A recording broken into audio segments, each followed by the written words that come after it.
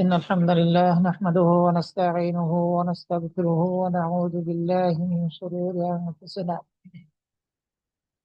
ومن سيئات أعمالنا. من يهده الله فلا مضل له ومن يضلل فلا هادي له. وأشهد أن لا إله إلا الله وحده لا شريك له، وأشهد أن محمدا عبده ورسوله.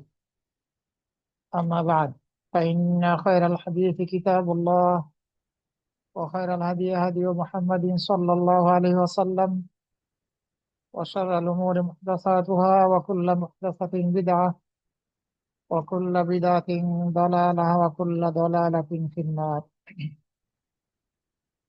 فأعوذ بالله من الشيطان الرجيم. فكلوا مما رزقكم الله حلالا طيبا، واشكروا نعمة الله إن كنتم إياه تعبدون. وقال تعالى: يا أيها الناس كلوا مما في الأرض حلالا طيبا، ولا تتبعوا خطوات الشيطان، إنه لكم عدو مبين. وجاء في حديث عن النبي صلى الله عليه وسلم قال: لا يدخل الجنة لحم نبت من سحت، النار أولى به.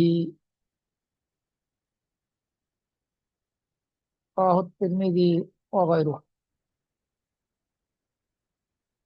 যাবতীয় প্রশংসা মহান রব্বুল আলামিনের জন্য সর্ব অবস্থায়, সুখে শান্তিতে, দুঃখে কষ্টে, সুস্থ অবস্থায় অসুস্থ অবস্থায়, সর্ব অবস্থায় যাবতীয় প্রশংসা আল্লাহ রব্বুল আলামিনের জন্য। অতঃপর সালাত ও সালাম পাঠ করছি নবী মুহাম্মদ সাল্লাল্লাহু আলাইহি ওয়াসাল্লাম এবং তাঁর সকল অনুসারীদের প্রতি। আল্লাহুম্মা সাল্লি আলাইহি ওয়া আলাইহিম। সম্মানিত ভাই ও বোনেরা, আবু আব্দুল্লাহ আন-নাজি আজ-জাহিদ রাহিমাহুল্লাহ তিনি বলেছেন, পাঁচটি স্বভাব বা পাঁচটি বৈশিষ্ট্যকে যদি আমরা ধারণ করতে পারি, তাহলে এই পাঁচটি বৈশিষ্ট্যের দ্বারা আমাদের আমলগুলো পরিপূর্ণতা লাভ করে। পাঁচটি বৈশিষ্ট্যকে যদি আমরা ধারণ করতে পারি, পাঁচটি গুণকে যদি আমরা আঁকড়ে ধরতে পারি, তাহলে আমাদের আমলগুলো, ইবাদতগুলো, কর্মগুলো পরিপূর্ণতা লাভ করবে। প্রথম নম্বরে হচ্ছে আল্লাহকে চিনতে হবে। আল্লাহকে চিনে তার প্রতি বিশ্বাস স্থাপন করতে হবে। আল্লাহকে যদি আমরা না চিনি যথাযথভাবে, তাহলে আমরা ইমানদার হতে পারবো না। সুতরাং আমাদেরকে আল্লাহ সম্পর্কে জ্ঞান অর্জন করতে হবে। দুই নম্বরে হচ্ছে সত্য যেটি, হক যেটি, সেটিকে আমাদেরকে জানতে হবে। হকের বিপরীত বাতিল। সমাজের মধ্যে বাতিল যেহেতু রয়েছে, এই বাতিলের মধ্য থেকে কোনটি হক সেটি সম্পর্কে জ্ঞান অর্জন করতে হবে। এটি দুই নাম্বার গুণ বা বৈশিষ্ট্য। প্রথমে আল্লাহ সম্পর্কে জেনে তার প্রতি ঈমান আনতে হবে। দ্বিতীয়টি, যেটি হক সেটি সম্পর্কে জ্ঞান অর্জন করতে হবে, সঠিকটা সম্পর্কে জ্ঞান অর্জন করতে হবে। তিন নম্বরে হচ্ছে আমরা যে আমলটা করব, সে আমলটা শুধুমাত্র আল্লাহ রাব্বুল আলামিনের জন্য করব, আল্লাহর নৈকট্য লাভ করার উদ্দেশ্যে সঠিক নিয়তে আমরা আমলটি করব। চার নম্বরে হচ্ছে যে আমলটি আমরা করব, সে আমলটি অবশ্যই সুন্নাহ মাফিক হতে হবে, সহিহ সুন্নাহ মাফিক। সুন্নাহর মধ্যেও ভেজাল ঢুকে গেছে, দুর্বল, বানোয়াট, অনেক কিছুর অনুপ্রবেশ ঘটানো হয়েছে সুন্নাতের মধ্যে। সুতরাং সুন্নাহ মাফিক, সহিহ সুন্নাহ মাফিক আমাদের আমলটা হতে হবে। এটি হচ্ছে 4 নম্বর। এই গুণকে ধারণ করতে হবে। 5 নম্বর গুণ, যেটি অত্যন্ত গুরুত্বপূর্ণ, অন্যগুলোর মতোই আমাদেরকে হালাল ভক্ষণ করতে হবে। এই পাঁচটি গুণের যে কোনো একটি যদি অনুপস্থিত থাকে তাহলে আমাদের আমলগুলো আল্লাহ রাব্বুল আলামিনের নিকটে উঠবে না, পৌঁছবে না আল্লাহ রাব্বুল আলামিনের নিকটে। ধরুন আপনি আল্লাহ সম্পর্কে জ্ঞান অর্জন করলেন, কিন্তু কোনটা হক, সঠিক, সেটি সম্পর্কে আপনি জানলেন না। ফলে আপনি বাতিল কোনো আমল অথবা আকীদাকে আপনি ধারণকারী হলেন, কোনো উপকার হবে না। আল্লাহ সম্পর্কে জ্ঞান অর্জন করার পরেও, ঈমান আনার পরেও আপনি হকটা না জানার কারণে আপনি উপকৃত হচ্ছেন না, হকের অনুসরণ না করার কারণে। কারণ আপনি হকটা জানেন নাই, হকটা সম্পর্কে আপনার জ্ঞানই নেই, কোনো উপকার হবে না। আপনি হক সম্পর্কে জানলেন, কোনটি হক এটি সম্পর্কে আপনি জ্ঞান অর্জন করলেন, কিন্তু আল্লাহ সম্পর্কে আপনার জ্ঞান নেই, আপনি আল্লাহকে চিনলেন না, কোনো লাভ হবে না। আপনি যদি হক সম্পর্কে জানেন, সঠিক আমল কোনটি সেটি সম্পর্কে অবগত হন, কিন্তু আল্লাহ সম্পর্কে আপনার জ্ঞান নেই, যার ফলে আপনি আল্লাহর প্রতি ঈমান আনতে পারেন নাই। ফলে আপনার এই হক জানার দ্বারা কোনো উপকার উপকার হবে না, আপনার কোনো উপকারে আসবে না। আপনি যদি আল্লাহ সম্পর্কে জ্ঞান অর্জন করেন, এরপরে আপনি সত্যিকারের ঈমানদার হন, আবার হকটা সম্পর্কে আপনি জ্ঞান অর্জন করলেন, কোনটা সঠিক কোনটা বেঠিক, জেনে হকটাকে আপনি ধারণ করলেন, হক সঠিকটাকে আপনি ধারণ করলেন। কিন্তু 3 নম্বর গুণ, বৈশিষ্ট্য, আর সেটি হচ্ছে আমলটা যে আল্লাহ রাব্বুল আলামিনের সন্তুষ্টি লাভের উদ্দেশ্য হইতে হবে, আমলের মধ্যে যে ইখলাস থাকতে হবে, সঠিক নিয়তে আমলটা হইতে হবে, ওইটা আপনার মাঝে নেই, কোনো উপকার হবে না এই আমলের দ্বারা।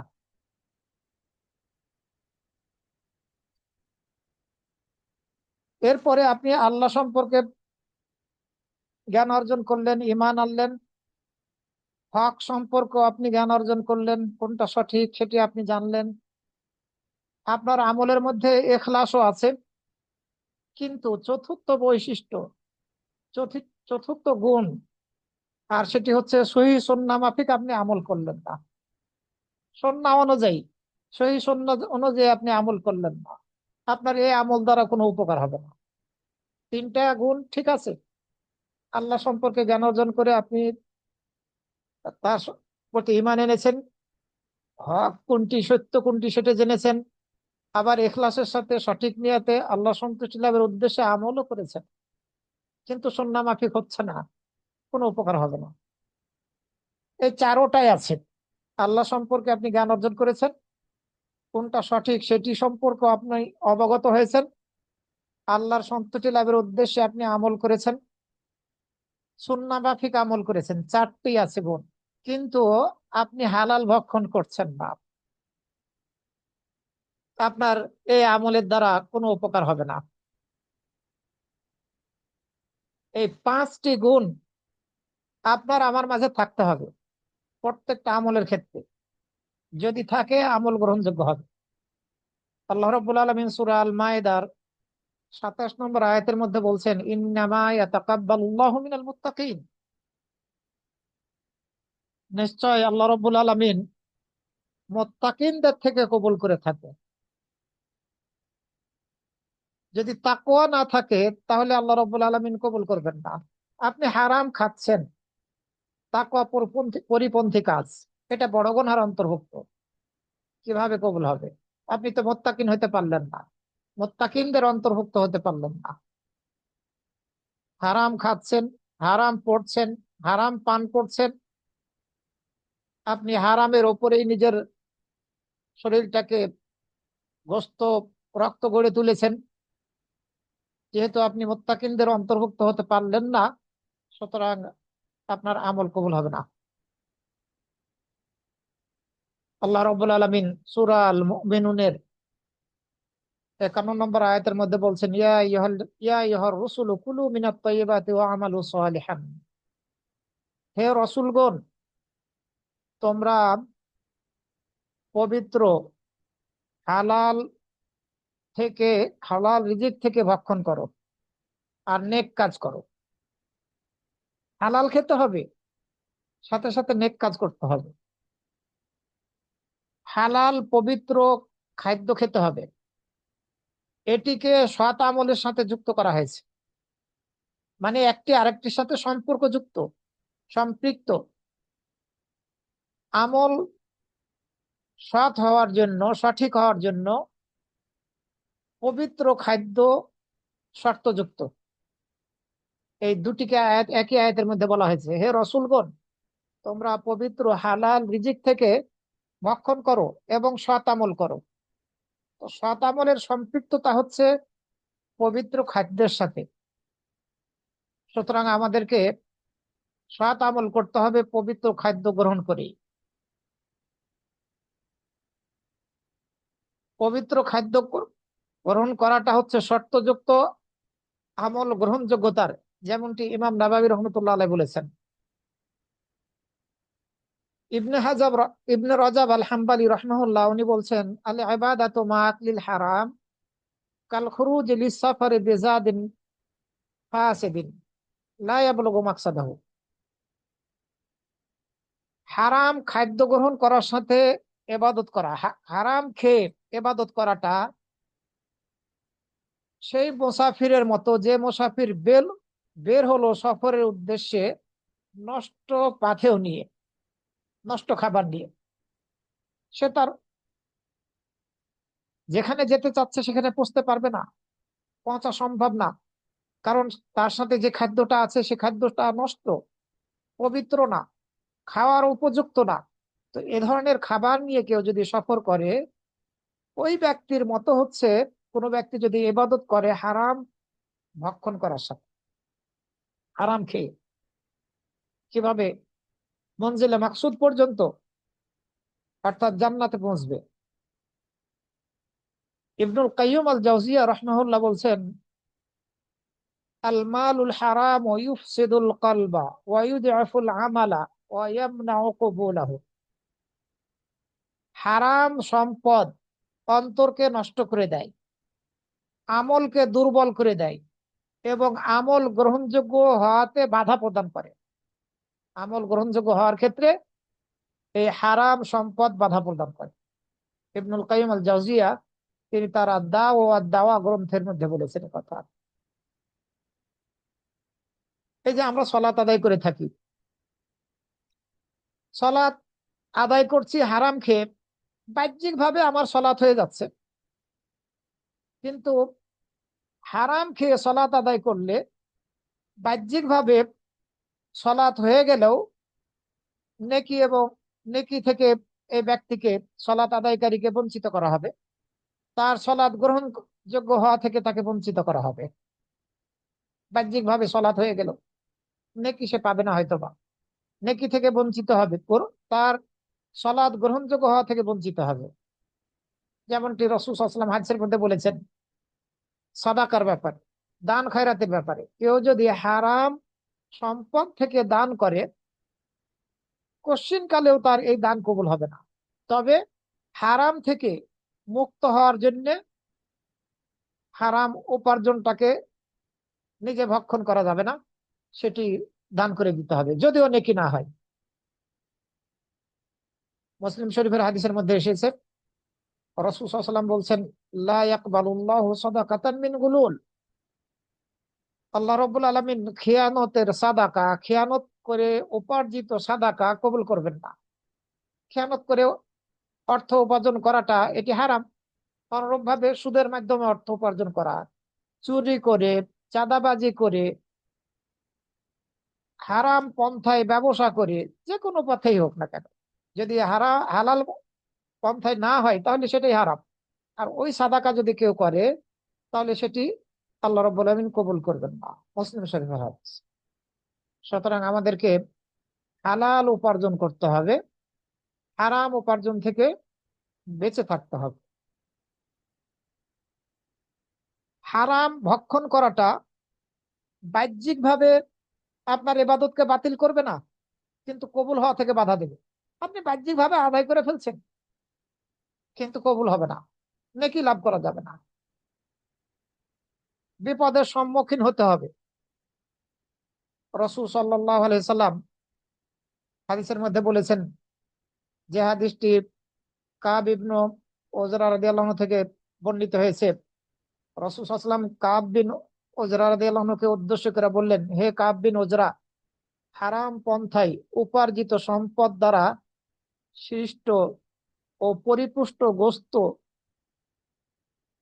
এর জন্য জাহান্নামের আগুনই উপযুক্ত।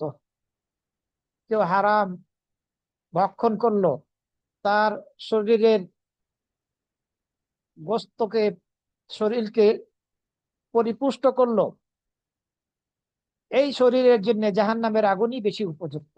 রাসূল সাল্লাল্লাহু আলাইহি ওয়াসাল্লাম এই কথা বললেন। এই হাদিস ইমাম তিরমিজি 614 নম্বরে, ইমাম বাজ্জার 1609 এবং ইমাম আহমদ ইবনে হাম্বল 14441 নম্বরে বর্ণনা। হালাল উপার্জন প্রত্যেক মুসলিমের জন্য অপরিহার্য কর্তব্য, ফরজ। এটি কোরআন এবং হাদিসের বহু দলিল এ সম্পর্কে বর্ণিত হয়েছে। রাসূল আল্লাহ রাব্বুল আলামিন সূরা আল আনফালের 69 নম্বর আয়াতের মধ্যে বলছেন, আউযু বিল্লাহি মিনাশ শাইতানির রাজীম, ফাকুলু মিম্মা গানিমতুম হালালান তাইয়্যিবা,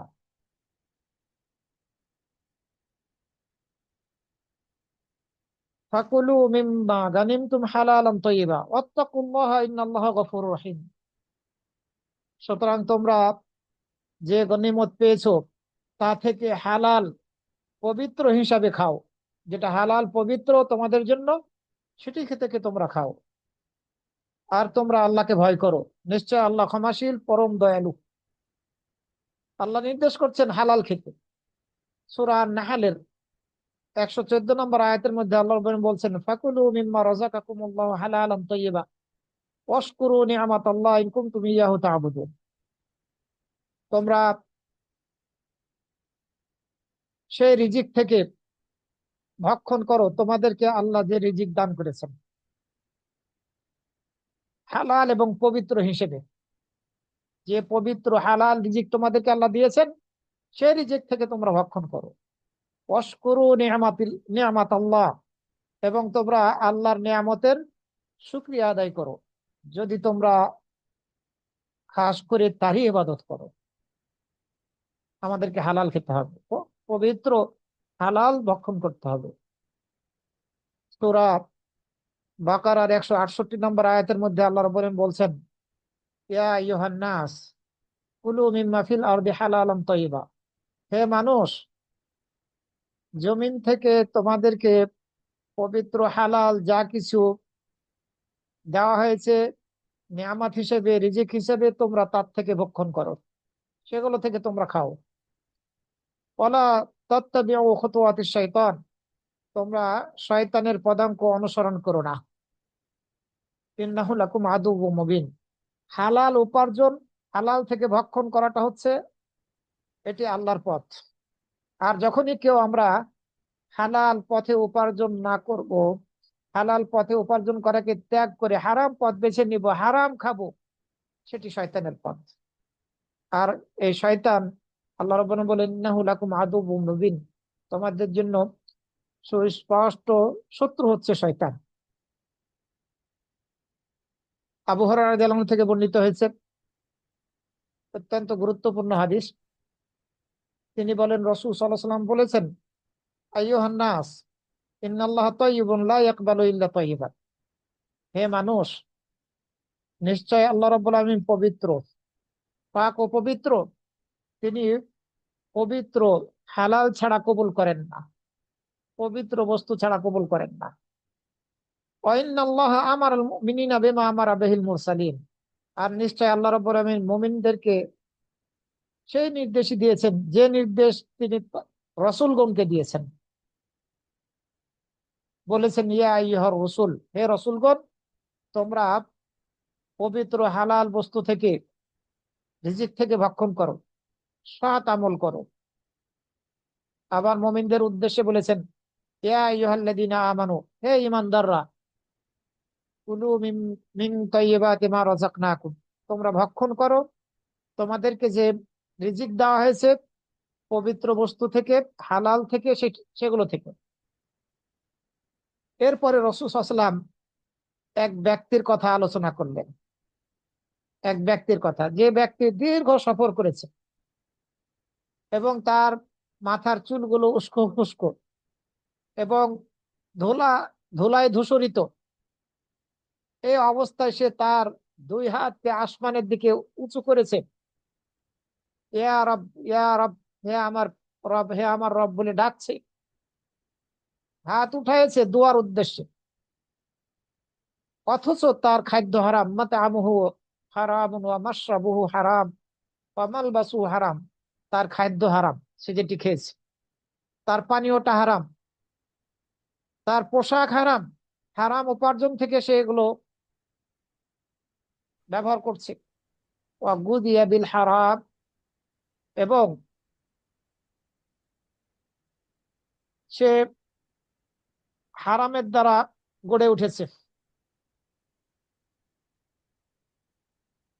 তার খাদ্য হারাম, পানীয় হারাম, পরিধেয় বস্ত্রটাও হারাম, এবং সে বা এই হারামের দ্বারা সে গড়ে উঠেছে, তার রক্ত মাংস। কাজেই এমন ব্যক্তির দোয়া কবুল।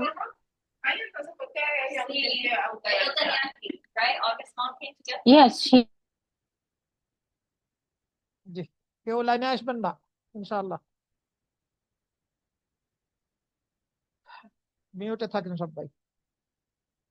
আর এই ধরনের কেউ এসে গেলে অন্য কেউ আবার কথা বলেন না ইনশাআল্লাহ। কিভাবে তার এই হাত উঠানোটাকে আল্লাহ রাব্বুল আলামিন কবুল করবেন, কিভাবে তার দোয়া কবুল করবেন? কবুল হবে না, আল্লাহ তার ডাকে সাড়া দেবে না। আমি আপনি মুসলিম, মুসলিম হওয়ার পরেও হালাল উপার্জন করছি, হারাম উপার্জন করছি, আবার ইবাদতও করছি, আল্লাহকে ডাকছি, এই ডাকে আল্লাহ সাড়া দেবেন না। হালাল পন্থা, শরীয়ত সম্মত পন্থায় আমাদেরকে উপার্জন করতে হবে, ভক্ষণ করতে হবে হালাল। হারাম ভক্ষণ করা থেকে, হালাল উপার্জন করা থেকে বেঁচে থাকতে হবে। মুসলিম শরীফের হাদিসের মধ্যে বর্ণিত হয়েছে, রাসূল আনলে সাল্লাল্লাহু আলাইহি রাজুল,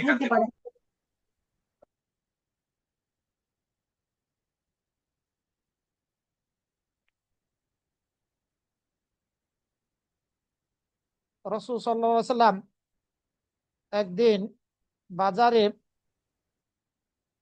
এক খাদ্যের স্তূপের নিকট দিয়ে যাচ্ছিলেন।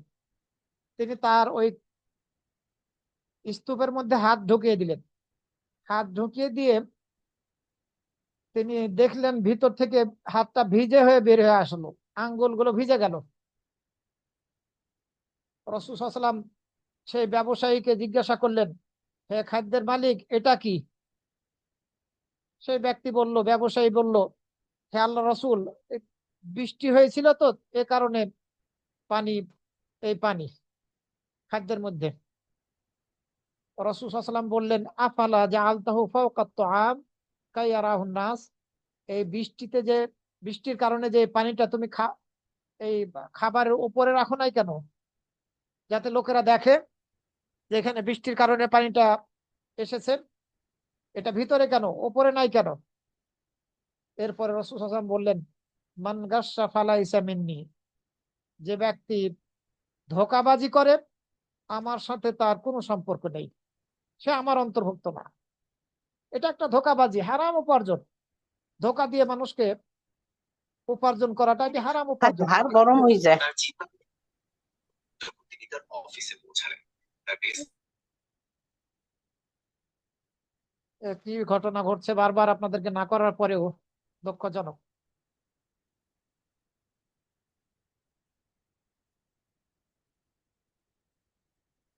ধোঁকাবাজি করে বা যে কোনো উপায়ে যদি আমরা হারাম উপার্জন করি আর এই হারাম উপার্জন ভক্ষণ করে ইবাদত করি, ইবাদত কবুল হবে না। আমরা সবাই জানি হালাল সুস্পষ্ট, হারাম অসুস্পষ্ট।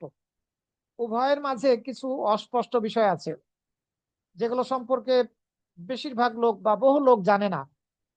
এই অস্পষ্ট সন্দেহযুক্ত বস্তুগুলো থেকে আমাদেরকে বেঁচে থাকতে হবে। সন্দেহ হয়েছে, সেটা থেকে দূরে থাকতে হবে। যদি সন্দেহযুক্ত কোনো বস্তু আপনি খেয়ে ফেলেন, সন্দেহযুক্ত কোনো ব্যবসার মধ্যে যদি আপনাকে নিজেকে যুক্ত করেন, তাহলে পারে আপনি নিজেকে হারামের সাথে যুক্ত করে ফেলবেন। রাসূল সাল্লাল্লাহু আলাইহি ওয়াসাল্লাম খুবই স্পষ্টভাবে বলেছেন, দা মা ইউরিবুকা ইলা মা লা ইউরিবুক, তুমি সেটাকে ত্যাগ করো যেটার মধ্যে সন্দেহ আছে, আর যেটার মধ্যে কোনো সন্দেহ নেই সেটাকে গ্রহণ করো। সুতরাং আমাদেরকে সর্ব অবস্থায় সন্দেহযুক্ত বস্তু থেকে বেঁচে থাকতে হবে, হালাল উপার্জন করতে হবে, হারাম উপার্জনের পথকে ত্যাগ করতে হবে। হালাল উপার্জন করার ব্যাপারে মানুষ কোনো পারোয়া করবে না, এটি কিয়ামতের আলামত। রাসূল সাল্লাল্লাহু আলাইহি ওয়াসাল্লাম হাদিসের মধ্যে বলেছেন, ইয়াতি আলান নাসি জামানুন লা ইউবালিল মারউ মা উখিদা মিনহু মা আখাদা মিনহু আমিনাল হালাল আমিনাল হারাম। এমন একটা সময় মানুষের নিকটে আসবে যে মানুষ কোত্থেকে গ্রহণ করছে, কিভাবে গ্রহণ করছে, এটার পারোয়া করবে না। হালাল পথ অবলম্বন করে সে উপার্জন করছে, নাকি হারাম পথ উপার্জন করে, হারাম পথ অবলম্বন করে উপার্জন করছে। বুখারী শরীফের 2059 নম্বর হাদিস। এটা মানুষ দেখবে না, এটি কিয়ামতের আলামত, এটি শুরু হয়ে গিয়েছে বর্তমানে। আমাদের পেটে যা কিছু প্রবেশ করবে হারাম, সর্বপ্রথম কিন্তু এই পেটটাই পচে গড়ে যাবে। রাসূল সাল্লাল্লাহু আলাইহি ওয়াসাল্লাম হাদিসের মধ্যে বলেছেন, ইন্না আউওয়ালা মা ইউনতিনু মিনাল ইনসানি বাতনুহু ফামিন ইসতাতা আল্লাহ ইয়াকুলা ইল্লা তাইয়িবান ফালিয়াফাল। মানুষের পেটটাই সর্বপ্রথম দুর্গন্ধযুক্ত হবে, পচে যাবে মৃত্যুর পরে। সুতরাং যে ব্যক্তি সক্ষম পবিত্র হালাল খেতে, সে যেন সেটা করে, হারাম পথ যাতে বেছে না দেয়। যে ব্যক্তি সক্ষম, তার মাঝে এবং জান্নাতের মাঝে মানুষের রক্ত প্রবাহিত করা থেকে বাঁচা, সে যেন সেটি করে। কারণ এই রক্ত প্রবাহিতটা রক্ত প্রবাহিত করাটা, এটি জান্নাতে যেতে বাধা প্রদান করবে। এক আজলা পরিমাণ, এক হাতের তালু পরিমাণ রক্ত কেউ যদি প্রবাহিত করে, তাহলে এ কারণেও তাকে জাহান্নামে যেতে হতে পারে, আল্লাহ যদি ক্ষমা না করে, তওবা না করে যদি মারা যায়। সুতরাং আমাদেরকে ভাবতে হবে, সমাজের মধ্যে যে সব কিছু চলছে, অর্থের জন্য চাঁদা দিচ্ছে না, অন্যায়ভাবে অন্যের কাছে জোরপূর্বক টাকা পয়সা আদায় করছে, সম্পদ ছিনিয়ে নিচ্ছে, যদি না দেয় পিটাচ্ছে, রক্ত প্রবাহিত করছে, এমনকি মেরেও ফেলছে, যাতে অন্যরা ভয় পেয়ে চাওয়ার সাথে সাথে চাঁদা দিয়ে দেয়। এটা হচ্ছে পলিশ।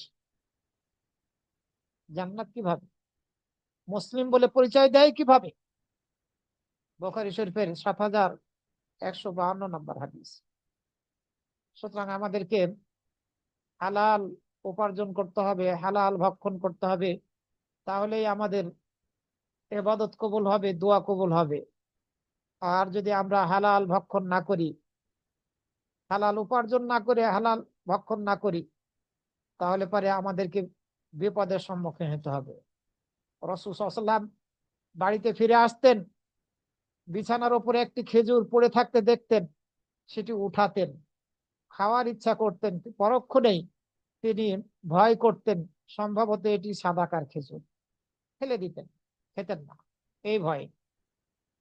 হাসান রাদিয়াল্লাহু আনহু সাদাকার একটি খেজুর উঠিয়েছে, খাবে, মুখে দিয়ে মুখে দিতে যাচ্ছে বা দিয়ে দিয়ে ফেলেছে, খাওয়া শুরু করেছে। নবী সাল্লাল্লাহু আলাইহি ওয়াসাল্লাম তাকে নির্দেশ দিলেন, খক খক করে তুমি ফেলে দাও, তুমি কি জানো না আমরা সাদাকার কিছু খাই না, সাদাকা আমাদের জন্য হালাল নয়। বুখারী এবং মুসলিম শরীফের হাদিস। আবু বকর রাদিয়াল্লাহু আনহু মুখের ভিতরে হাত ঢুকিয়ে হারাম যা কিছু দাসের উপার্জন থেকে খেয়েছিলেন, সেটি মুখের ভিতরে হাত ঢুকিয়ে বমি করে ফেলে দিয়েছিলেন, বুখারী শরীফের মধ্যে বর্ণিত হয়েছে 3842। এভাবে খাবারের ক্ষেত্রে সতর্কতা অবলম্বন করেছেন রাসূল সাল্লাল্লাহু আলাইহি ওয়াসাল্লাম এবং সাহাবীগণ। আর হালাল উপার্জন এবং হালাল ভক্ষণ, এটি হচ্ছে খাবারের পানাহারের প্রথম আদব। আজকে আমি আপনাদের সামনে খানা পিনার আদব সম্পর্কে আলোচনা করার নিয়াত করেছি সংক্ষেপে। তবে অনেক পয়েন্ট আছে, এগুলো আমাদেরকে খেয়াল করতে হবে, মনে রাখার চেষ্টা করতে হবে, কোনোভাবে যাতে আমরা এমন পন্থা অবলম্বন না করি খাবার দাবারের ক্ষেত্রে যেটি শরীয়ত সম্মত নয়, সুন্নাহ মাফিক হচ্ছে না, এমনটি যাতে না হয়। প্রথম আদব হচ্ছে খাবারের, যে খাবারটা আমরা খাবো সেটি হালাল উপার্জন থেকে হতে হবে, পবিত্র হতে হবে। এটি হচ্ছে খাবারের প্রথম আদব এবং এটি অপরিহার্য। তা না হলে আমাদের দোয়া ইবাদত কবুল হবে না। বিতর্কের দিকে যেতে চাই না, আমরা দলিলের অনুসরণ করব।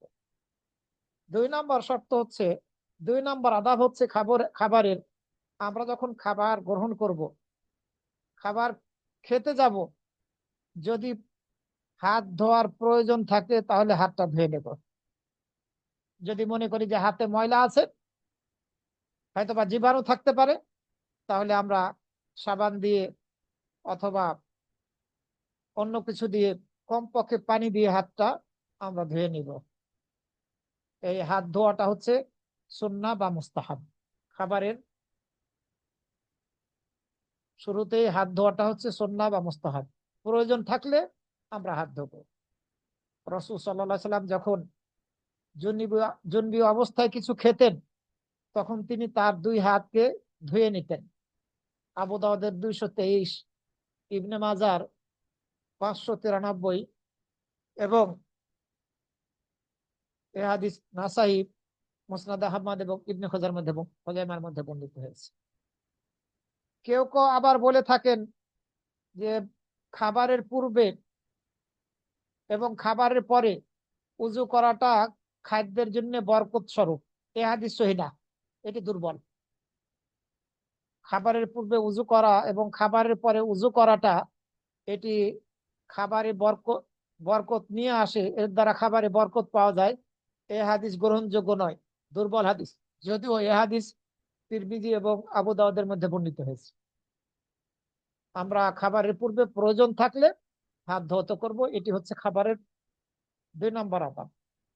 প্রথমটি ছিল হালাল খেতে হবে, যেটি অপরিহার্য।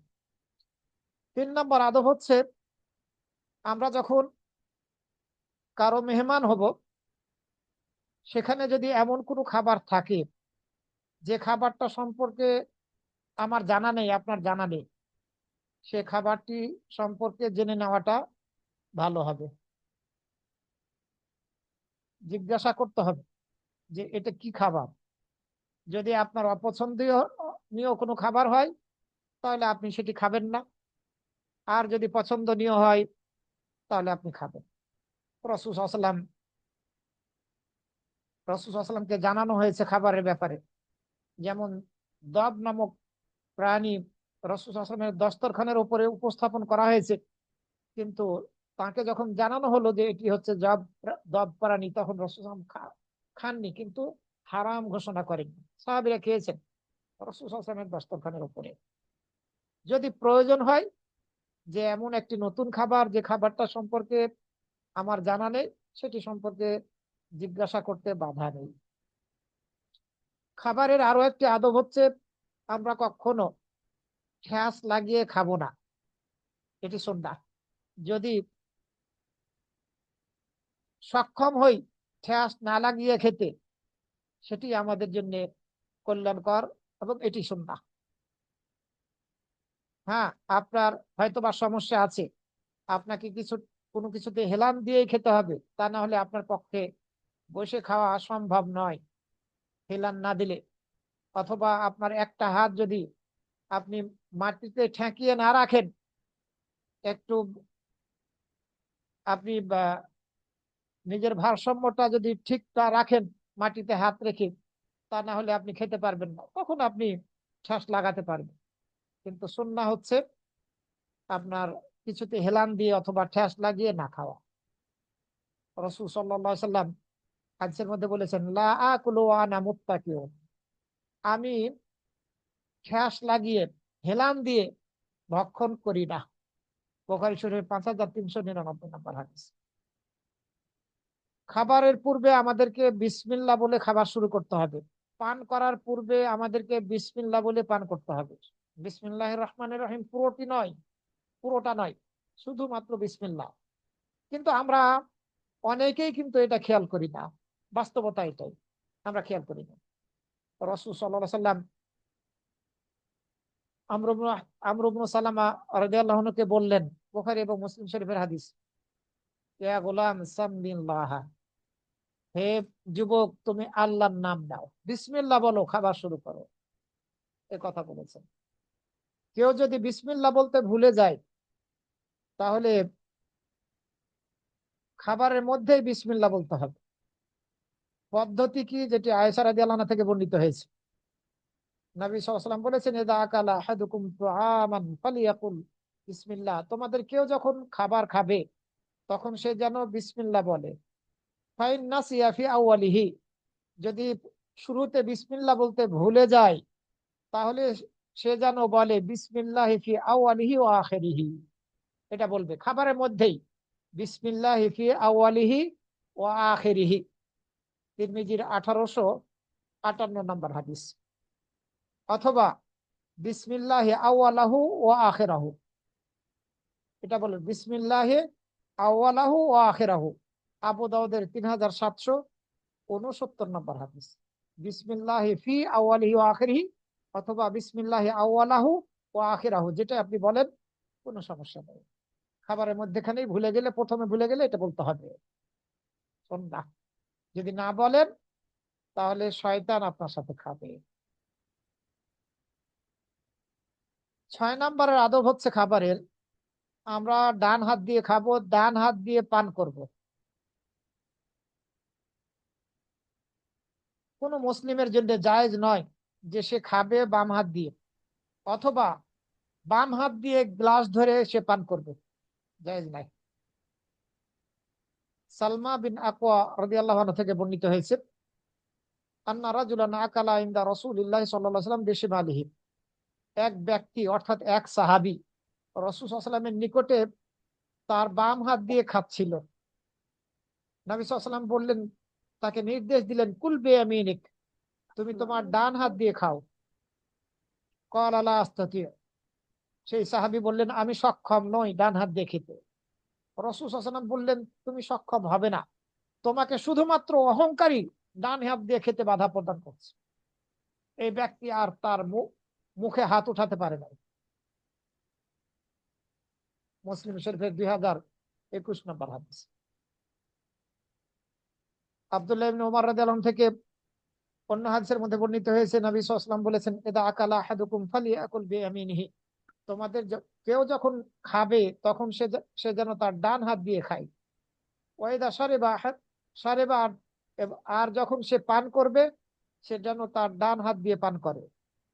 ফাইন্না শাইতানা ইয়াকুলু বিশিমালিহি ওয়া ইয়াশরাবু বিশিমালিহি, কেননা শয়তান তার বাম হাত দিয়ে এবং বাম হাত দিয়ে খায় এবং বাম হাত দিয়ে পান করে। মুসলিম শরীফের 2020 নম্বর হাদিস। সুতরাং আমাদেরকে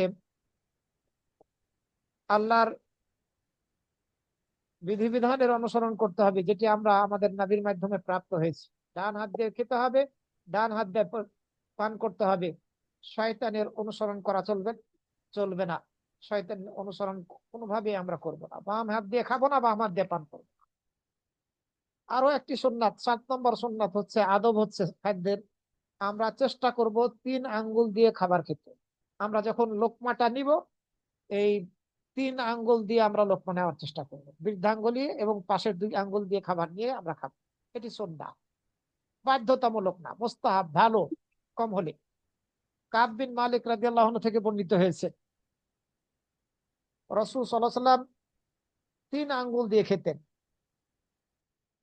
কানা ইয়াকুলু বিসালাসি আসাবি, 3 আঙ্গুল দিয়ে খেতেন। মুসলিম শরীফের 2032 নম্বর হাদিস। আরো একটি আদব হচ্ছে, আমরা খাবার খাওয়ার সময় যদি প্লেটের বাইরে কোনো খাবার পড়ে যায়, তাহলে পরে সেটি উঠিয়ে তার ময়লাটা ছুটিয়ে খেয়ে নেব। জাবের বিন আব্দুল্লাহ রাদিয়াল্লাহু আনহু থেকে বর্ণিত হয়েছে, নবী সাল্লাল্লাহু আলাইহি ওয়াসাল্লাম বলেছেন, ইদা ওয়াকাত লুকমাতু আহাদিকুম ফালিয়াখুযহা, তোমাদের আহ লোকমা যদি পড়ে যায়, হাতে আপনি খাবারটা নিয়েছেন, আমি খাবার নিয়েছি, এটা যদি পড়ে যায় তাহলে সে সেটিকে উঠাবে, গ্রহণ করবে, এবং তাতে যদি কোনো ময়লা লেগে থাকে ময়লাটাকে ঝেড়ে ফেলবে, দূর করবে, এরপরে সেটি খেয়ে নিবে। শয়তানের জন্য ছাড়বে না, ওয়ালা ইয়াদআহা লিশ-শাইতান, শয়তানের জন্য ছেড়ে দিবেন না। এরপরে রাসূল সাল্লাল্লাহু আলাইহি ওয়াসাল্লাম বললেন, ওয়ালা ইয়ামসাহু ইয়াদাহু বিন-মিনদিন, এটি আরো একটি আদব। রুমাল দিয়ে হাত মুছে ফেলবে না, রুমাল দিয়ে হাত মুছবে না, বরং হাতের আঙ্গুলগুলো চেটে খাবে। কেননা এই খাদ্যের কোন অংশের মধ্যে বরকত রয়েছে বান্দা তা জানে না, যে খাদ্য খাচ্ছে সে জানে না। হতে পারে এই আঙ্গুলের মধ্যে যে খাবারগুলো, হাতে যে খাবারগুলো লেগে আছে, ওর মধ্যেই বরকত আছে। এই হাদিস মুসলিম শরীফের 2033 নম্বরে বর্ণিত হয়েছে। আমরা যখন খেতে বসবো, পরিবারের সদস্যরা একসাথে মিলে খাওয়ার চেষ্টা করব, একসাথে বসবো, একাকি খাবো না, দলবদ্ধ ভাবে খাবো। আবু দাউদের মধ্যে একটি হাদিস বর্ণিত হয়েছে, সাহাবী বলছেন, আন্না আসহাবান নবী সাল্লাল্লাহু আলাইহি ওয়াসাল্লাম ক্বালু, নবী সাল্লাল্লাহু আলাইহি ওয়াসাল্লামের সাহাবীগণ বললেন, হে আল্লাহর রাসূল, ইন্না নাকুলু ওয়ালা নাশবা, আমরা খাই কিন্তু আমরা পরিতৃপ্ত হই না, তৃপ্তি পাই না, খাই কিন্তু তৃপ্তি পাই না। রাসূল সাল্লাল্লাহু আলাইহি ওয়াসাল্লাম বললেন, লাআল্লাকুম তাফতারিকুন, সম্ভবত তোমরা বিচ্ছিন্ন ভাবে খাও, একসাথে খাও না। সাহাবীরা বললেন, হ্যাঁ আমরা বিচ্ছিন্ন ভাবে খাই, একসাথে খেতে বসি। রাসূল সাল্লাল্লাহু আলাইহি ওয়াসাল্লাম বললেন, ফাজতামিউ আলা তুআমিকুম, তোমরা একসাথে খেতে বসো, স্ত্রী ছেলে মেয়েদেরকে নিয়ে একসাথে খেতে বসো। ওয়াযকুরু ইসমাল্লাহি আলাই, আর আল্লাহর নাম নাও খাবারের শুরুতে। ইউবারাক লাকুম ফিহি, তাহলে তোমাদের জন্য সেই খাদ্যের মধ্যে বরকত দেওয়া হবে, সেই খাদ্যের মধ্যে বরকত দেওয়া হবে একসাথে খেলে। বিচ্ছিন্ন ভাবে খাওয়াটা বরকতের কারণ না, একসাথে খাওয়াটা হচ্ছে বরকতের কারণ, খাবারের মধ্যে আল্লাহ বরকত দান করবে। এই হাদিস আবু দাউদের 3764 আর ইবনে মাজাহ 3286 নম্বরে বর্ণিত হয়েছে। আরো একটি আদব, এটি হচ্ছে 10 নম্বরে, আমরা যখন খেতে বসবো তখন প্লেটের মধ্যখান থেকে আমরা খাবো না, প্লেটের উপর থেকে অর্থাৎ মধ্য থেকে আমরা খাবার নিয়ে খাবো না, সাইড থেকে খাবার নিয়ে খাবো। তবে খাবার দুই প্রকারের, যদি খাবারটা একই ক্যাটাগরির হয় তাহলে শুধুমাত্র আপনি আপনার দিক থেকে খাবেন, সাইড থেকে খাবেন, একই ক্যাটাগরির খাবার হলে এটি হচ্ছে সুন্নাহ। রাসূল সাল্লাল্লাহু আলাইহি ওয়াসাল্লাম বলেছেন, ওয়াকুল মিম্মা ইয়ালিক, তোমার নিকটবর্তী দিক থেকে তুমি খাবার খাও। বুখারী এবং মুসলিম শরীফের হাদিস। রাসূল সাল্লাল্লাহু আলাইহি ওয়াসাল্লাম অন্য হাদিসের মধ্যে বলেছেন, যেটি আব্দুল্লাহ ইবনে আব্বাস থেকে বর্ণিত হয়েছে রাদিয়াল্লাহু আনহু, আল বারাকাতু তানজিলু ওয়াসাতুত তাআম, বরকত নাজিল হয় খাদ্যের মধ্যস্থান থেকে, খাদ্যের মধ্যস্থল থেকে বরকত নাজিল হয়। ফাকুলু মিন হাফাতাইহি, সুতরাং তোমরা এই প্লেটের দুই দিক থেকে খাও, ধার গুলো থেকে খাও। ওয়ালা তাকুলু মিন ওয়াসাতিহি, প্লেটের মধ্যখান থেকে খেও না। যদি একই ধরনের খাবার হয় তাহলে পরে মধ্যখান থেকে খাওয়া যাবে না। এই হাদিস তিরমিজির 1805 নম্বরে বর্ণিত হয়েছে। আর যদি খাবারটা বিভিন্ন ক্যাটাগরির হয় একই প্লেটের মধ্যে, সেক্ষেত্রে আপনি আরেক দিক থেকে বা মধ্যখানে আছে কিছু খাবার এক ক্যাটাগরি, ওখান থেকে আপনি খাবার নেবেন, খাদ্যটা নেবেন, কোনো বাধা নেই। বিভিন্ন ধরনের যদি খাবার প্লেটের মধ্যে থাকে তখন আপনি মধ্যখান থেকেও নিতে পারবেন। আনাস রাদিয়াল্লাহু আনহু থেকে বর্ণিত হয়েছে, তিনি বলেন, আমি রাসূল সাল্লাল্লাহু আলাইহি ওয়াসাল্লামকে আমি নবী সাল্লাল্লাহু আলাইহি ওয়াসাল্লামকে দেখেছি, তিনি প্লেটের চারিপাশে এই যে লাউয়ের অনুসরণ করছেন, কোন দিকে লাউ আছে সেদিক থেকে লাউটা নেওয়ার চেষ্টা করছে। বুখারী এবং মুসলিম শরীফের হাদিস। লাউ পছন্দ করতেন রাসূল সাল্লাল্লাহু আলাইহি ওয়াসাল্লাম। এভাবে রাসূল সাল্লাল্লাহু আলাইহি ওয়াসাল্লাম প্লেটের খাবার যদি একই রকম হয় তাহলে নিজের দিক থেকে খাওয়ার নির্দেশ দিয়েছেন, বিভিন্ন ধরনের হলে সেক্ষেত্রে অন্য দিক থেকেও নিতে বা মধ্যখান থেকেও নিতে বাধা দেননি, খাওয়া যাবে। 11 নম্বরের আদব হচ্ছে আমাদেরকে আঙ্গুলগুলো এবং প্লেট চেটে খেতে হবে, ধুয়ে নয়। ধুয়ে খাওয়ার কথা নেই হাদিসে। আমাদের সমাজের মধ্যে কিছু লোক আছে যারা প্লেট ধুয়ে খায়, এটা সুন্নাহ বিরোধী কাজ, বেদাতি কাজ। কাব বিন মালিক রাদিয়াল্লাহু আনহু থেকে বর্ণিত হয়েছে, তিনি বলেন, কানা রাসূলুল্লাহ সাল্লাল্লাহু আলাইহি ওয়াসাল্লাম ইয়াকুলু বিসালাতি আসাবি, রাসূল সাল্লাল্লাহু আলাইহি ওয়াসাল্লাম তার 3 আঙ্গুল দ্বারা খেতেন এবং খাবার যখন শেষ করতেন তখন আঙ্গুলগুলো চেটে খেতেন। চেটে খেতেন, ধুয়ে খেতেন না। প্লেট চেটে খেতেন, ধুয়ে খেতেন না। মুসলিম শরীফের মধ্যে বর্ণিত হয়েছে জাবের রাদিয়াল্লাহু আনহু থেকে, নবী সাল্লাল্লাহু আলাইহি ওয়াসাল্লাম আঙ্গুলগুলো এবং প্লেট চেটে খেতে বলেছেন। আপনি আঙ্গুল দিয়ে চেটে খাবেন প্লেটটাও। এবং বলেছেন রাসূল সাল্লাল্লাহু আলাইহি ওয়াসাল্লাম, ইন্নাকুম লা তাদরুনা ফি আইহির বারাকা, খাবারের কোন অংশের মধ্যে বরকত রয়েছে তোমরা তা জানো না। খাবারের কোন অংশের মধ্যে বরকত রয়েছে তোমরা তা জানো না, সুতরাং তোমরা আঙ্গুলগুলো, হাত এবং প্লেট চেটে খাও। 12 নম্বরের আদব হচ্ছে খাবারের ক্ষেত্রে আমরা যখন পান করব তখন এই পান গ্লাসে অথবা মগে নিঃশ্বাস ছাড়বো না, শ্বাস প্রশ্বাস নেব না। রাসূল সাল্লাল্লাহু আলাইহি ওয়াসাল্লাম হাদিসের মধ্যে বলেছেন, ইদা শারিবা আহাদুকুম ফালা ইয়াতানাফাস ফিহি না, যখন কেউ পান করবে তখন সে পাত্রের মধ্যে যেন শ্বাস না নেয়, শ্বাস না ছাড়ে। যদি শ্বাস নেওয়ার এবং শ্বাস ছাড়ার প্রয়োজন হয় তাহলে পাত্রটাকে দূরে সরিয়ে তারপরে মুখকে সরিয়ে নিয়ে শ্বাস নিবে এবং শ্বাস ছাড়বে। রাসূল সাল্লাল্লাহু আলাইহি সাল্লাম 3 নিঃশ্বাসে পানি পান করতেন। কানা ইয়াতানাফাসু ফিশ শারাবি সালাসান, 3 বার শ্বাস নিতেন পানি পান করার সময়, এবং সেটি পাত্র মুখের সাথে না লাগিয়ে আলাদা করে। আপনি যদি এক নিঃশ্বাসে পানি পান করেন বাধা নেই, যদি নিঃশ্বাস নেওয়ার প্রয়োজন না হয় আপনি গ্লাসের মগের পানিটা এক নিঃশ্বাসে খেয়ে নিতে পারবেন, সমস্যা নেই। খাদ্যে ফু দেওয়াটাও ঠিক নয়, আবার পানিতে ফু দেওয়াটাও ঠিক নয়। আপনি শ্বাসও নেবেন না মগ অথবা গ্লাসটা আপনার মুখে থাকা অবস্থায়, আবার শ্বাস ছাড়বেনও না এই খাদ্যের পাত্রে অথবা পানির পাত্রে। নবী সাল্লাল্লাহু আলাইহি ওয়াসাল্লাম নিষেধ করেছেন আইয়ানা ইয়াতানাফাসা ফিল ইনা, পাত্রের মধ্যে শ্বাস নিতে অথবা পাত্রের মধ্যে ফু দিতে নিষেধ করেছেন। ফু দেওয়া যাবে না, অর্থাৎ নিঃশ্বাস ছাড়া যাবে না, নিঃশ্বাস নেওয়া যাবে না। এক নিঃশ্বাসে আপনি পান করতে পারবেন, এর দলিল কি? তিরমিজির মধ্যে বর্ণিত হয়েছে আবু সাঈদ খুদরি রাদিয়াল্লাহু আনহু থেকে, নবী সাল্লাল্লাহু আলাইহি ওয়াসাল্লাম পানির মধ্যে ফু দিতে নিষেধ করলেন। অনেকেই আছি আমরা পানিতে ফু দেই, চায়ে ফু দেই, ঠিক নয়। ফাকালা রাজুলুন আল কাবাত, এক সাহাবী বললেন, ইয়া রাসূলুল্লাহ, যদি ময়লা থাকে পানিতে তখন কি করব? পাত্রের মধ্যে দেখি ময়লা আছে, পানির উপরে ভাসছে, তখন কি ফু দেব না? রাসূল সাল্লাল্লাহু আলাইহি ওয়াসাল্লাম বললেন, আহারে কাহা, তুমি উপর থেকে পানিটা ফেলায় দাও, ময়লাটা যাতে পড়ে যায়।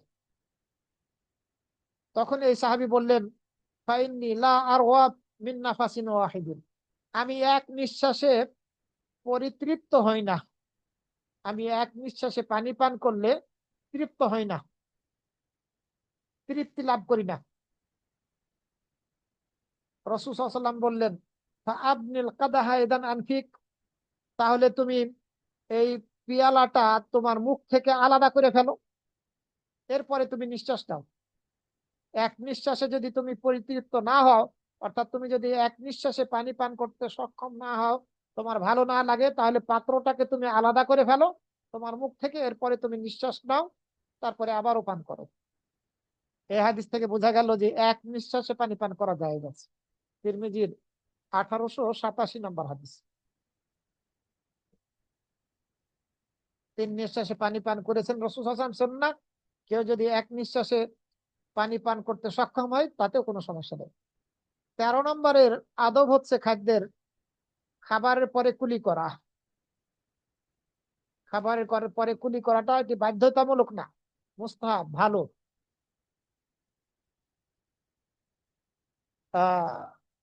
সুয়াইদ বিন নুমান থেকে বর্ণিত হয়েছে রাদিয়াল্লাহু আনহু,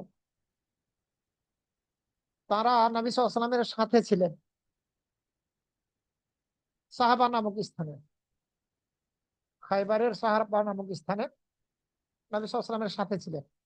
ফাহাদারাতিস সালাত, সালাতের রক্ত এসে পড়লো, হয়ে গেল। ফাদাআ বিতুআমিন, রাসূল সাল্লাল্লাহু আলাইহি ওয়াসাল্লাম খাদ্য নিয়ে আসতে বললেন। ফালাম ইয়াজিদহু সাবিকান ফালাকা মিনহু ফালাকনা মাআহু, রাসূল সাল্লাল্লাহু আলাইহি ওয়াসাল্লামের জন্য আহ ছাতু ছাড়া আর কিছু পাওয়া গেল না। তো ছাতুই নিয়ে আসতে বললেন, ছাতু নিয়ে আসা হলো।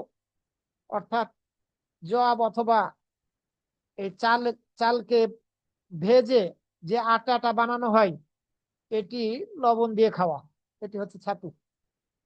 আমরা খেয়েছি আলহামদুলিল্লাহ অনেক এক সময়, এখন এটার প্রচলন নাই বললেই চলে। তো রাসূল সাল্লাল্লাহু আলাইহি ওয়াসাল্লাম ছাতু খেলেন, মুখে ছাতুটাকে নাড়াচাড়া করলেন, মুখে নাড়াচাড়া করে ছাতুটা খেলেন। সাহাবীরা বলছেন যে আমরাও ছাতু খেলাম রাসূল সাল্লাল্লাহু আলাইহি ওয়াসাল্লামের সাথে, আমরাও মুখে নাড়াচাড়া করলাম। এরপরে পানি নিয়ে আসতে বললেন, পানি নিয়ে আসতে বললেন, কুলি করলেন। রাসূল সাল্লাল্লাহু আলাইহি ওয়াসাল্লাম পানি নিয়ে আসতে বললেন, কুলি করলেন। এরপরে সালাত আদায় করলেন। ওয়াসাল্লাইনা ওয়ালাম ইয়াতাওয়াদ, পানি নিয়ে আসতে বললেন, কুলি করলেন। এরপরে রাসূল সাল্লাল্লাহু আলাইহি ওয়াসাল্লাম সালাত আদায় করলেন। আমরাও সালাত আদায় করলাম। উযু করলেন না রাসূল সাল্লাল্লাহু আলাইহি ওয়াসাল্লাম, শুধু কুলি করলেন খাবারের পরে। কুলি করাটা মুস্তাহাব, বাধ্যতামূলক না। যদি প্রয়োজন পড়ে খাবারের পরে আমরা কুলি করব, উযু করা জরুরি না। উযু যদি থাকে তাহলে ও অবস্থায় আমরা নামাজ পড়তে পারি। 14 নম্বরের আদব হচ্ছে আন-নাহয়ু আন কায়মান, দাঁড়িয়ে পান করাটা এটা নিষেধ। আমরা যখন পানি পান করব, দাঁড়িয়ে পান করব না। এ মর্মে পক্ষে বিপক্ষে হয়েছে। নবী সাল্লাল্লাহু আলাইহি সাল্লাম বলেছেন, লা ইয়াশরাবান্না আহাদুম মিনকুম কায়িমান, তোমাদের কেউ যেন দাঁড়িয়ে পানি পান না করে। ফামান নাসিয়া ফালইয়াস্তাকি, যে ভুলে যাবে সে যেন বমি করে ফেলে। দাঁড়িয়ে পানি পান করে ফেলেছে, যদি ভুলে গিয়ে দাঁড়িয়ে পানি পান করে থাকে, তাহলে সে এই পানিটা যেন বমি করে ফেলে দেয়। এই হাদিস মুসলিম শরীফের 5174 নম্বরে বর্ণিত হয়েছে। আনাস রাদিয়াল্লাহু আনহু থেকে অন্য হাদিসের মধ্যে বর্ণিত হয়েছে, নবী সাল্লাল্লাহু আলাইহি ওয়াসাল্লাম দাঁড়িয়ে পানি পান করতে নিষেধ করেছেন। কাতাদা রাদিয়াল্লাহু আনহু বললেন যে আমরা বললাম ফাল আকল, দাঁড়িয়ে পানি পান করব না, কিন্তু যদি আমরা খাই। রাসূল সাল্লাল্লাহু আলাইহি ওয়াসাল্লাম বললেন, এটি আরো নিকৃষ্ট, এটি আরো মন্দ কাজ। তিরমিজির 1879 নম্বর হাদিস। বুখারী এবং মুসলিম শরীফের মধ্যে বর্ণিত হয়েছে বিপরীত হাদিস আব্দুল্লাহ ইবনে আব্বাস রাদিয়াল্লাহু আনহু থেকে। তিনি বলছেন যে আমি রাসূল সাল্লাল্লাহু আলাইহি ওয়াসাল্লামকে জমজমের পানি পান করিয়েছি, তিনি দাঁড়িয়ে পানি পান করেছেন। জমজমের পানি আর অন্য পানি, পানি পানি দাঁড়িয়ে পানি পান করেছেন রাসূল সাল্লাল্লাহু আলাইহি ওয়াসাল্লাম। আগের হাদিসের বিপরীত হাদিস বুখারী শরীফের 37, আর মুসলিম শরীফের 2027 নম্বর হাদিস। বুখারী শরীফের 5615 নম্বরে আরো একটি হাদিস বর্ণিত হয়েছে আলী রাদিয়াল্লাহু আনহু থেকে। তিনি দাঁড়িয়ে পানি পান করেছেন আলী রাদিয়াল্লাহু আনহু। এরপরে বলেছেন, ইন্না নাসান ইয়াকরাহু আহাদুহুম আন ইয়াশরাবা ওয়া হুয়া কায়িমুন। লোকেরা তাদেরকেও দাঁড়িয়ে পানি পান করাকে অপছন্দ করছে। দাঁড়িয়ে কেউ পানি পান করছে, এই দাঁড়িয়ে পানি পান করাকে লোকেরা অপছন্দ করছে। অথচ আমি নবী সাল্লাল্লাহু আলাইহি ওয়াসাল্লামকে দেখেছি, তিনি তোমরা যেমন আমাকে দেখলে আমি দাঁড়িয়ে পানি পান করলাম, এভাবে রাসূল সাল্লাল্লাহু আলাইহি ওয়াসাল্লাম দাঁড়িয়ে পানি পান করেছেন। বুখারী শরীফের হাদিস, 5615 নম্বর হাদিস। আরো বর্ণিত হয়েছে আলী রাদিয়াল্লাহু আনহু থেকে, তিনি দাঁড়িয়ে পানি পান করলেন। যখন দাঁড়িয়ে পানি পান করলেন তখন লোকেরা তার দিকে তাকালেন, লোকেরা তার দিকে তাকালো যেন তারা এটাকে অপছন্দ করবে। তখন আলী রাদিয়াল্লাহু আনহু বললেন, মা তানজুরুন, তোমরা কি দেখছো? ইন আশরাব কায়মান ফাকাদ রাআইতু নবী সাল্লাল্লাহু আলাইহি ওয়াসাল্লাম ইয়াশরাবু কায়মান।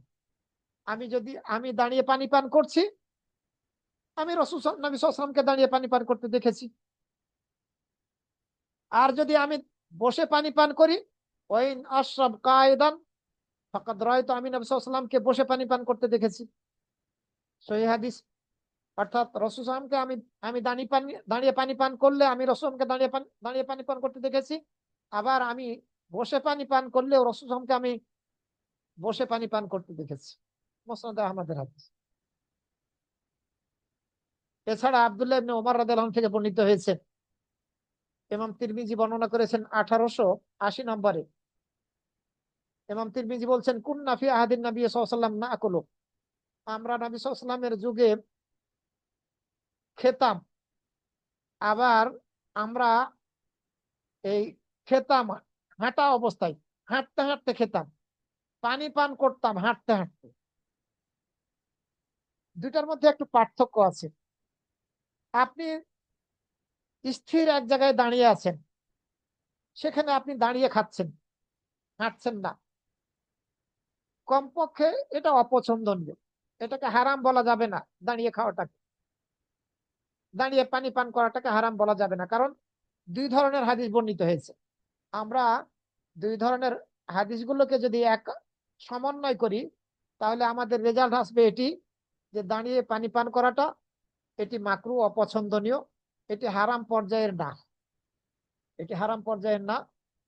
তবে আমরা যদি আহ দাঁড়িয়ে পানি না পান করি, সেটি আমাদের জন্য বেশি কল্যাণকর। আবার হাঁটতে হাঁটতে খেতে পারবো, কিন্তু দাঁড়িয়ে খাওয়াটা ঠিক হবে না। হাঁটতে হাঁটতে রাসূল সাল্লাল্লাহু আলাইহি ওয়াসাল্লামের যুগে সাহাবীরা খেয়েছেন, আবারও পান করেছেন। আপনি এক জায়গায় স্থির ভাবে দাঁড়িয়ে আছেন, আপনি দাঁড়িয়ে খাচ্ছেন, দাঁড়িয়ে পানি পান করছেন, নিঃসন্দেহে এটা মাকরুহ। কিন্তু আপনাকে হাঁটতে থাকতেই হচ্ছে, আপনি এক জায়গায় দাঁড়িয়ে থাকার আপনার সুযোগ নেই। আপনি দাঁড়িয়ে খাবেন, দাঁড়িয়ে পানি করবেন, কোনো সমস্যা নেই, সেটাকে মাকরুহ বলা যাবে না। সাহাবীরা রাসূল সাল্লাল্লাহু যুগে দাঁড়িয়ে হাঁটা অবস্থায় দাঁড়িয়ে খেয়েছেন, হাঁটা অবস্থায় খেয়েছেন, হাঁটা অবস্থায় পানি পান করেছেন। তিরমিজির 1880, ইবনে মাজার 3301 নম্বর হাদিস। খাবারের আরো একটি আদব হচ্ছে খাবারের পরে দোয়া করা। বিভিন্ন ধরনের দোয়া বর্ণিত হয়েছে। যেমন একটি দোয়া হচ্ছে, আলহামদুলিল্লাহ হামদান কাসীরান তাইয়িবান মুবারাকান ফীহ গায়রা মাকফিইন ওয়ালা মুআদ্দাইন ওয়ালা মুস্তাগনান আনহু রাব্বানা। রাসূল সাল্লাল্লাহু আলাইহি ওয়াসাল্লাম এই দোয়া করেছেন, আলহামদুলিল্লাহ হামদান কাসীরান তাইয়িবান মুবারাকান ফীহ গায়রা মাকফিইন ওয়ালা মুআদ্দাইন ওয়ালা মুস্তাগনান আনহু রাব্বানা। বুখারী শরীফের 5458 নম্বর হাদিস। আবার রাসূল সাল্লাল্লাহু আলাইহি ওয়াসাল্লাম যখন দুধ ছাড়া অন্য কিছু খেতেন, তখন আলাদা দোয়া করতেন। দুধ ছাড়া অন্য কিছু, আল্লাহুম্মা বারিক লানা ফীহি ওয়া আতি'না খায়রাম মিনহু, এটা করতেন, এই দোয়া, আল্লাহুম্মা বারিক লানা ফীহি ওয়া আতি'না খায়রাম মিনহু। আর যখন দুধ পান করতেন তখন বলতেন, আল্লাহুম্মা বারিক লানা ফীহি ওয়া জিদনা মিনহু।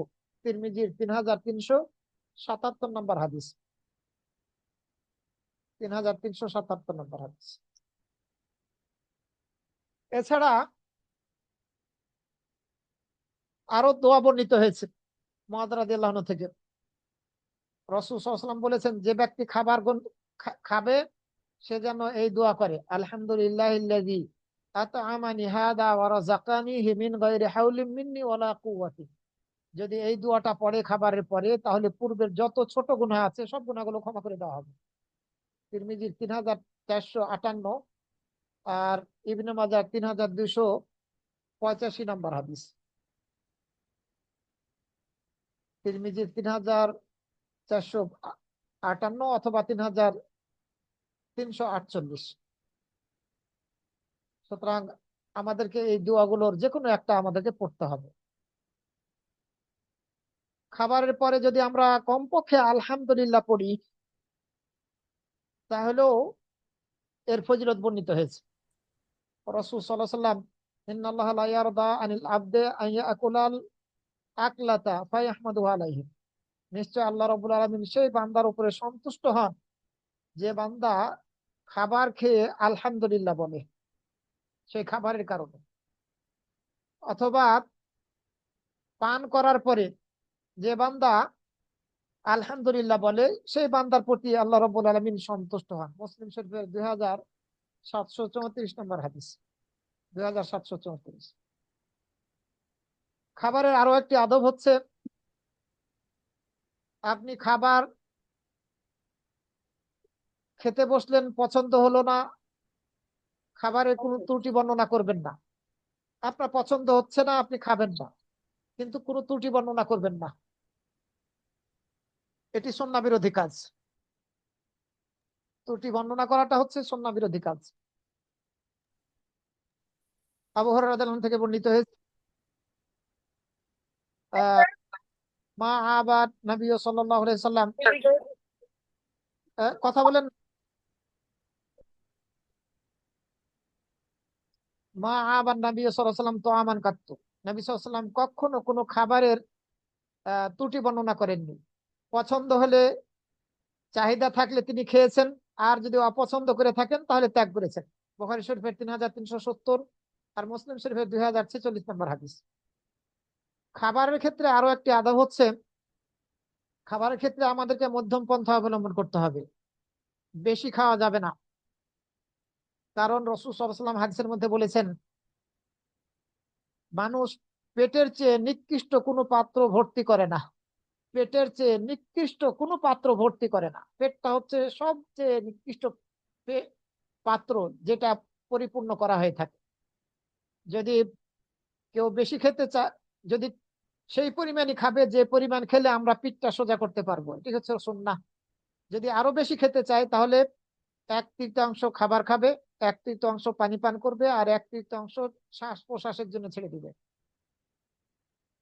এই হাদিস তিরমিজির 2380 নম্বরে বর্ণিত হয়েছে।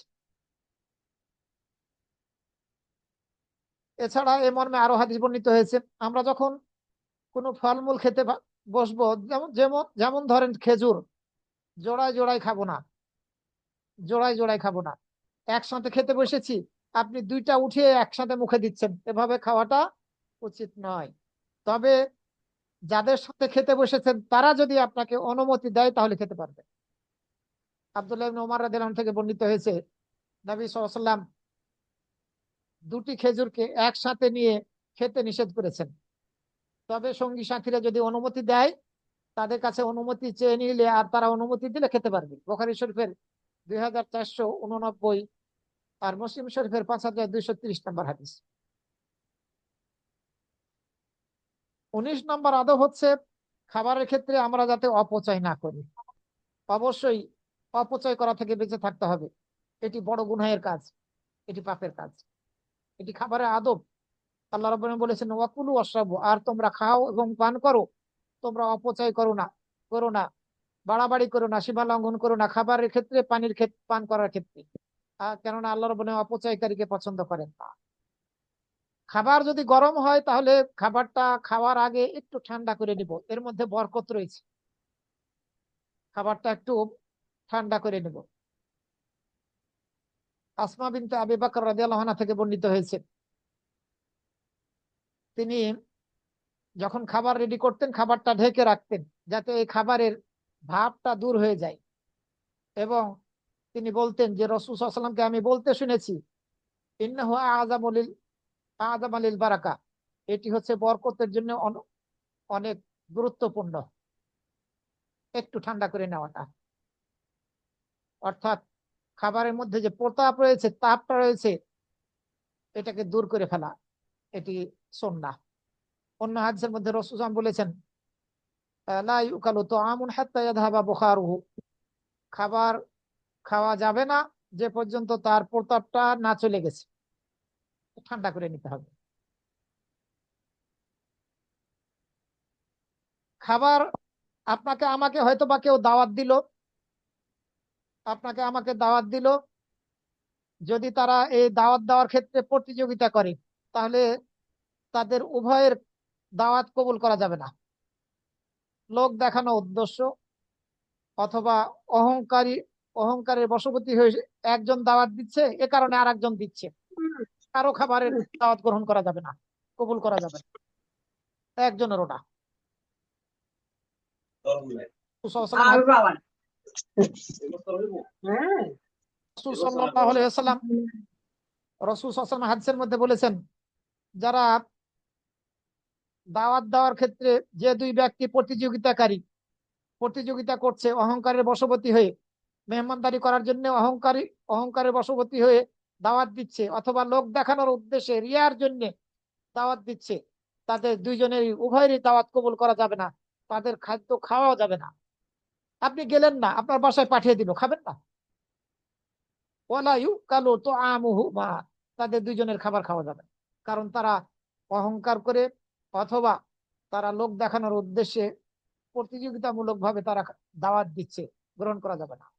22 নম্বরের আদব হচ্ছে খাবারের, রাসূল সাল্লাল্লাহু আলাইহি ওয়াসাল্লাম খাবার খেয়ে মেহমান হিসেবে যিনি খাবার খাওয়ালেন তার জন্য দোয়া করেছেন, দোয়া করবো আমরা বরকতের জন্য। নবী সাল্লাল্লাহু আলাইহি ওয়াসাল্লাম বলেছেন, আফতারা ইনদাকুমুস সাইমুন, তোমাদের নিকটে রোজাদাররা ইফতার করেছে, ওয়া আকালা তুআমাকুমুল আবরার, আর তোমাদের খাদ্যগুলো নেককাররা খেয়েছে, ওয়া সাল্লাত আলাইকুমুল মালায়েকাত, আর তোমাদের উপরে ফেরেশতারা রহমতের দোয়া করেছেন। আবু দাউদের 3854 নম্বর হাদিস। 23 নম্বরের আদব হচ্ছে খানা এবং পিনা থেকে খানা এবং পিনার ক্ষেত্রে স্বর্ণ এবং রূপার পাত্র ব্যবহার করা থেকে বেঁচে থাকতে হবে। যেমনি ভাবে রেশম পোশাক কাপড় ব্যবহার করা থেকে আমাদেরকে বেঁচে থাকতে হবে, এটি হারাম। স্বর্ণ এবং রূপার পাত্রে খানা পিনা করাটাও এটিও হারাম, বড় গুনাহের অন্তর্ভুক্ত, বেঁচে থাকতে হবে। 24 নম্বরের আদব হচ্ছে আমরা যখন খাবার গ্রহণ করব তখন কথা বলতে বাধা নেই, সালামের উত্তর দিতেও বাধা নেই, সালাম দিতেও বাধা নেই। রাসূল সাল্লাল্লাহু আলাইহি ওয়াসাল্লাম গোশতে কামড় দিয়েছেন, আবার হাদিসও বর্ণনা করেছেন, বলেছেন আনা সাইয়্যিদুন নাস ইয়াউমাল কিয়ামা, গোশতে কামড় দিয়ে খাচ্ছেন, আবার বলছেন আমি কিয়ামত দিবসে সকল মানুষের সর্দার। বুখারী শরীফের 4712 নম্বর হাদিস বর্ণনা করেছে। খাওয়ার অবস্থায় সালাম দেওয়া যাবে না, খাওয়ার অবস্থায় সালামের উত্তর দেওয়া যাবে না, এগুলো কুসংস্কার, কোরআন হাদিস বিরোধী সিদ্ধান্ত। এ মর্মে বানোয়াট ভিত্তিহীন যে জাল হাদিস বর্ণনা করা হয়ে থাকে। রাসূল সাল্লাল্লাহু আলাইহি ওয়াসাল্লাম জিজ্ঞাসা করলেন যে পরিবারের সদস্যদেরকে তোমাদের কাছে কোনো তরকারি আছে কিনা, তারা বলল আমাদের কাছে জুস ছাড়া কিছু নেই, ফলের জুস ছাড়া কিছু নেই, সেটি নিয়ে আসতে বললেন। রাসূল সাল্লাল্লাহু আলাইহি ওয়াসাল্লাম সেটি পান করা শুরু করলেন এবং বললেন, খাওয়া শুরু করলেন এবং বললেন এই ফলের জুসটা কতই না উত্তম তরকারি। খাচ্ছেন আর বলছেন। বলা হয় তাকে বানোয়াট হাদিসের মধ্যে এই যে ভক্ষণ করছে তাকে সালাম দেওয়া যাবে না, ভিত্তিহীন কথা। হানাফি মাযহাবের মুহাদ্দিস মোল্লা আলী কারি রাহমাহুল্লাহ বলেছেন লা আসলা লাহু, এর কোনো ভিত্তি নেই, অথচ সেই ভিত্তিহীন কথার দ্বারা দলিল দিয়ে বলা হয় যে খাওয়ার সময় সালাম দেওয়া যাবে না, সালামের উত্তর দেওয়া যাবে না। 25 নম্বরের আদব হচ্ছে আমরা খেতে বসেছি, পান করছি, এই অবস্থায় পান পাত্রে যদি কোনো মাছি বসে তাহলে সেই মাছিটাকে ডুবিয়ে দেব, কারণ এই মাছির এক ডানাতে আছে রোগ, আর এক ডানাতে আছে ওষুধ। বুখারী শরীফের 3320 নম্বর হাদিস। যে ডানাটাতে রোগ আছে সেটিকে সে উঁচু করে রাখে, ওষুধ আছে সেটি উঁচু করে রাখে, আর যেটি রোগ আছে সেটিকে ডুবাইয়া দেয়। সুতরাং ওই মাছিটাকে ডুবিয়ে দিলে আর এই মাছির যে ডানাতে জীবাণু থাকে সেটা থেকে আমরা সুরক্ষা লাভ করব। 26 নম্বরের আদব হচ্ছে, এটা বৈজ্ঞানিক বিষয় প্রমাণিত। আমরা যদি সলাতের সময় হয়ে যায়, একামত হয়ে যায়, ক্ষুধা আছে পেটে, খাবার উপস্থিত, আগে খাবার খাবো তারপরে সলাতের জন্য যাব। রাসূল সাল্লাল্লাহু আলাইহি সাল্লাম হাদিসের মধ্যে রাসূল সাল্লাল্লাহু আলাইহি সাল্লাম বলেছেন, ইদা উদিয়াল আশা ও আহাদিকুম, তোমাদের রাতের খাবার যখন প্রস্তুত করা হবে আর একামত দিয়ে দেওয়া হবে সলাতের, তোমরা এই এসার রাতের খাবার আগে খাওয়া শুরু করো। আগে খাবার খাও, একামত হয়ে যাচ্ছে, সলাত শুরু হয়ে গেছে, ঠিক আছে, আগে খাবার খাও, খাবার শেষ করো, তারপরে সলাত আদায় করো। একামত হয়ে গেল, সলাত শুরু হয়ে গেল। বুখারী শরীফের 673 আর মুসলিম শরীফের 1131 নম্বর হাদিস। অন্য হাদিসের মধ্যে রাসূল বলেছেন, ইদা কুররিবাল আশাউ ওয়া হাদারাতিস সালাহ, যখন সলাতের সময় এসে পড়বে আর রাতের খাবার উপস্থিত করা হবে,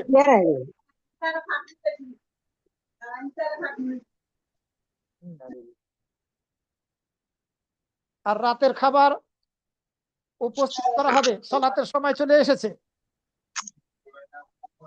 ইন্না লিল্লাহি ওয়া ইন্না ইলাইহি রাজিউন, তোমরা সলাতের পূর্বে খাবার শুরু করো। রাসূল সাল্লাল্লাহু আলাইহি ওয়াসাল্লাম এই নির্দেশ দিয়েছেন। বুখারী শরীফের 672 আর মুসলিম শরীফের 1129 নম্বর হাদিস। এছাড়া রাসূল সাল্লাল্লাহু আলাইহি ওয়াসাল্লাম অন্য হাদিসের মধ্যে বলেছেন, লা সালাতে বিহাদরাতি তুআমিন, খাবার যখন উপস্থিত হয়ে যাবে তখন আর কোনো সালাত নেই। ক্ষুধা আছে, খাবার খেয়ে নিতে হবে। আবার পেশাব পায়খানার চাপ এসেছে, বেগ এসেছে, আপনি সেটাকে দমন করে চাপিয়ে রেখে আপনি আহ সলাত আদায় করবেন, সেটিও ঠিক হবে না। ওই একই হাদিসের মধ্যে এসেছে।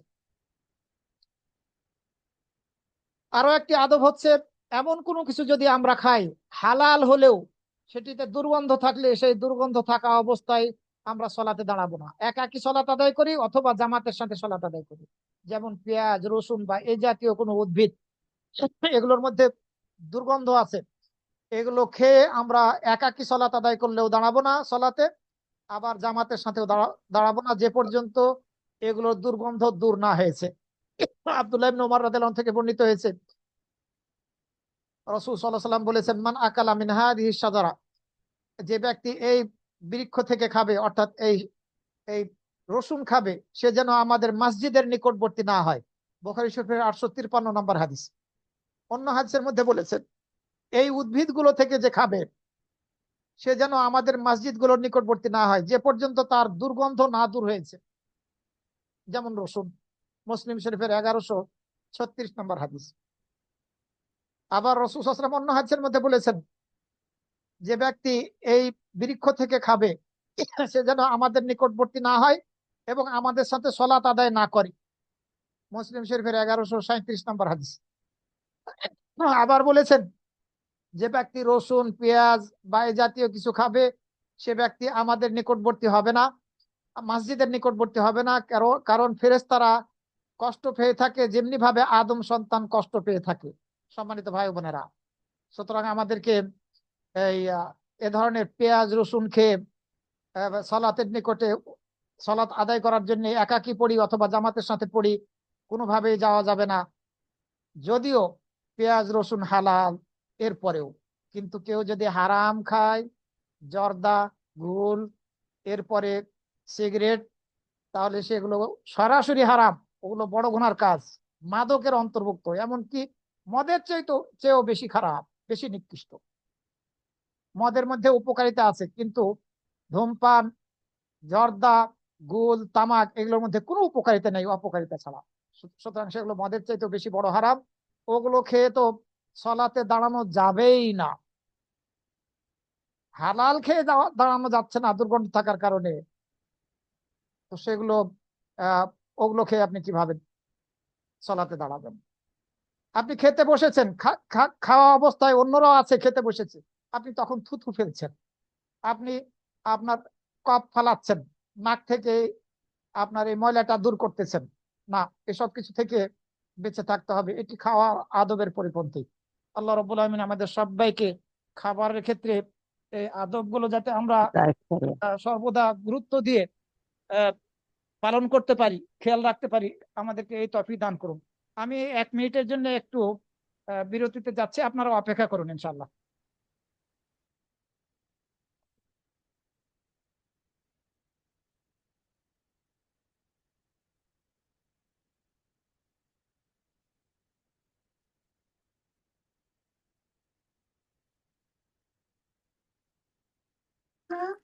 আলিফ বা পড়ো, সামারাজে আরবি পড়ে, তুমি পড়তে পারো?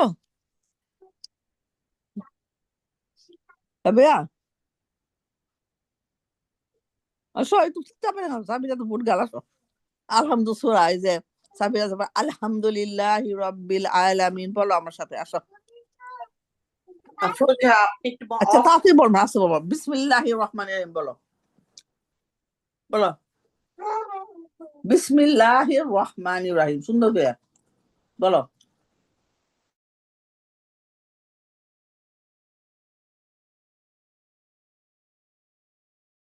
আসসালামু আলাইকুম রহমতুল্লাহ। আসসালামু আলাইকুম। ওয়ালাইকুম আসসালাম রহমতুল্লাহ। শাইখে মোহতারাম জবাব দিবেন না প্রশ্নের? উনি বললো না একটু দেরি করতে লাগে থাকে। ও আচ্ছা আচ্ছা, জি, আসসালামু আলাইকুম।